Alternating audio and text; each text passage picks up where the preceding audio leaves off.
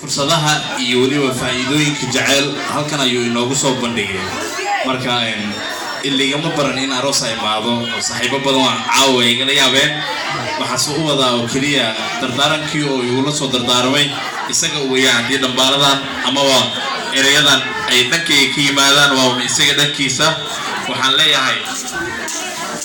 dumaashadii Saadiya Cabduqaadir Maxamed qalanjadii hablaha ay quruxdaada ifeeso qorax soo baxdaa tahay qaadirkii ku siiya qadarin mudan qaybkii qaaradda Afrika ay quruxdii caalamka yaa ka qaadi karaayo oo qaadirkee waqfna qalanjadii hablaha ay quruxdaada ifeeso qorax soo baxdaa tahay qaadirkii ku siiya qadarin mudan qaybkii qaaradda Afrika ay quruxdii caalamka yaa ka qaadi karaayo oo qaadirkee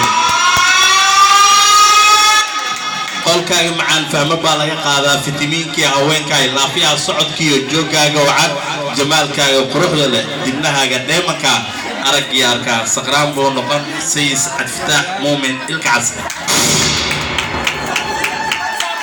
waxaan kusoo gabagabeynayaa macaahidda la qoro caashaq in laga taariikheeyay jaceylka micnihiisa la muujiyaa waa macaan waa sida halkan u fadhisaan kolkaad maqashaan goog baa laydinku soo dhacaa معناها فهمة أو معينة معاشقين مالكوذا مانكوذا إيواليبا وقت جوذا مذي صعب كان هاي لوبنا